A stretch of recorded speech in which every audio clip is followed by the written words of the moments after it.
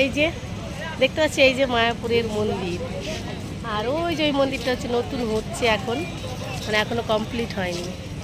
দেখতে পাচ্ছ, ওটা একদম মেন মন্দিরটা আর কি হবে যখন কমপ্লিট হবে। কত বড় দেখতে পাচ্ছ। আর এই যে মায়াপুরের মন্দির। আর এই যে লোকজন, দর্শক সব। চলো, আমাদের মন্দিরটা ঘোরা হয়ে গেছে, এবার বাইরের দিকটা একটু ঘোরাঘুরি করি।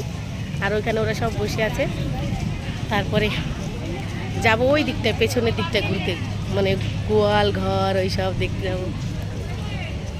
চলো, এই দিকটা হচ্ছে পেছন দিকটা, কত সুন্দর লাগছে না পেছনের দিকটাও। আর এই দিকটা ওই যে দেখতে পাচ্ছ।